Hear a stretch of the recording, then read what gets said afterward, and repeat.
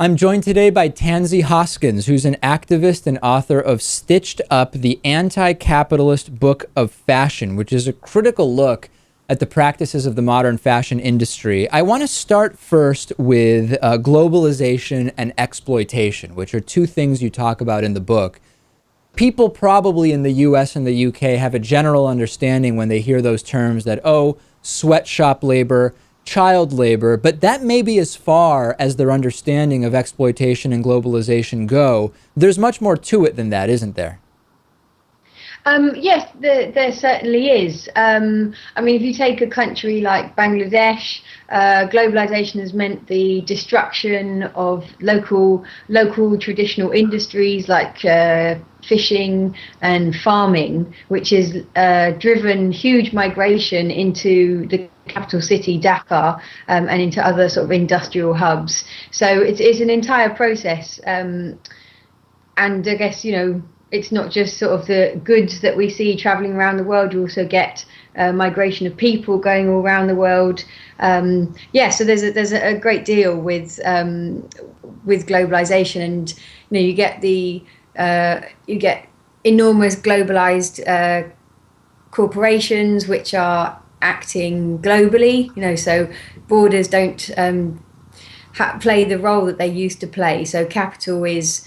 You can have a country based in London. It can be doing its manufacturing in Bangladesh, and then it could be selling in the United States. But what we don't have at the moment, and what's a big problem in the fashion industry, is there's no global legislation to go with that to protect people, and we're only just seeing the rise of global trade unions to try and ameliorate some of these processes. Yeah, it's similar to what's happening, in fact, with internet law in many cases, where because you have things taking place on the internet in kind of the abstract sense that cross country lines, it can be hard to legislate in a way that both makes sense based on how the internet is actually used, but also takes into consideration the kind of multinational impacts of what is happening on the internet.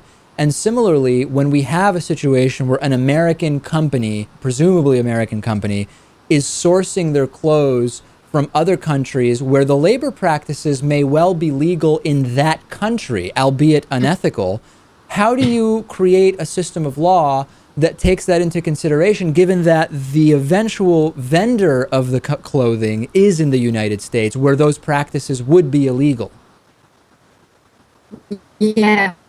Well, I think companies are responsible and legally responsible for their supply chain, because they are the ultimate factor in that supply chain. They have the ultimate control over things like wages and environmental protection and all the standards. So you have to, I'd like to see there being legislation about goods that come into the UK, like clothes that come into the UK, and a much more transparent set of supply chains as well.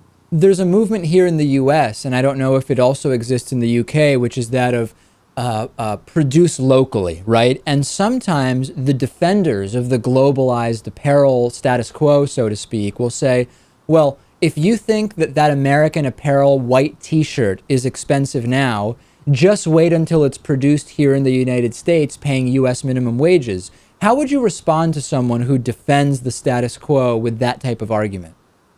Well, I mean, I'm certainly not in favor of pitting, workers in Bangladesh against workers in Britain or America. I mean, we've seen in Britain and indeed in America the gradual running down of manufacturing. Britain used to be a huge manufacturing hub, as did America, and successive governments have had a deliberate policy of running that down, and that's certainly true for the garment industry. And the key reason why companies don't manufacture in Britain and in America is because of wages. So I mean, I would like to see wages rise across Asia. I mean, in favour of the Asia, living wage campaigns and the Asia floor wage that try and create a minimum standard for the production of all of our goods.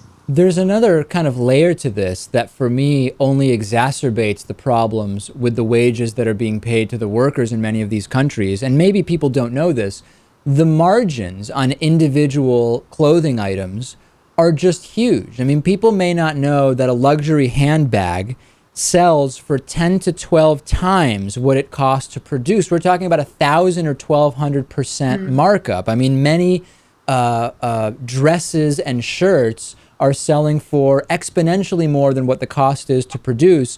And this, to me, only further infuriates me in terms of not only are the workers being swindled, and maybe that it's actually worse than being swindled, but the buyers are also paying a price that makes no sense whatsoever, and somehow the market is bearing that price. Yeah, certainly. I mean, it's like you're getting exploitation both at the point of production and at the point of consumption, with prices being quite so high. But on the sort of positive side, as it were, there have been various studies that have shown that in order to double wages for garment workers, all you'd have to do is increase the price of say a dress by between 1% and 3%. And this is amazing because you would only have to increase absurdly inflated prices by 1% to 3% to double the wages that are being paid. It's incredible, isn't it?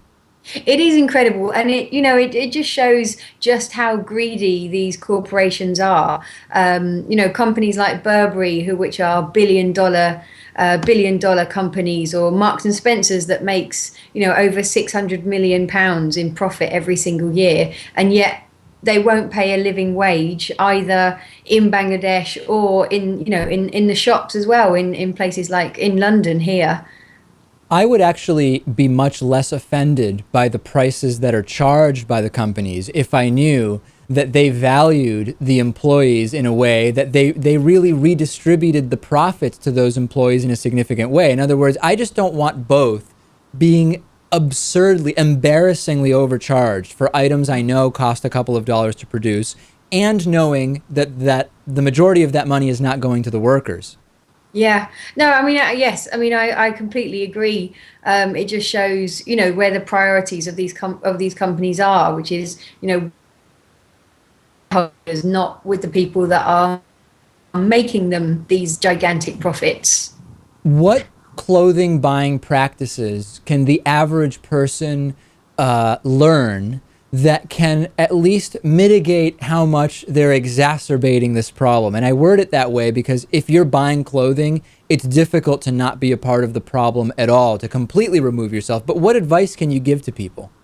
Well, I mean, I like personally in the work that I do, I encourage people not just to think of themselves as consumers, and I encourage people to think of the action that they do and the help, and the sort of solidarity that they show with garment workers, not to be, when they're in the shops. I don't think you can change the system we live in by shopping differently, and I don't think we can buy the kind of justice that we all want to see. So I'm much more concerned with getting people involved in, like trade union solidarity campaigns, and in picketing and pressurizing big corporations like Walmart and Gap, who have refused to even sign the Bangladesh Accord on building and fire safety. I mean, I think if you've got a choice between two different garments and you can afford to make that choice, then of course make the choice that's least harmful to people and planet. But for many people, there's not a great deal of choice involved in what they buy, and I think those people have the right to be involved in changing the world as well. I'll remind our audience the book is Stitched Up, the Anti-Capitalist Book of Fashion. We've been speaking with the book's author, Tansy Hoskins. Great to have you on. Really a great topic and something I think it's important for people to know about. Thank you. Thank you. Thanks, David.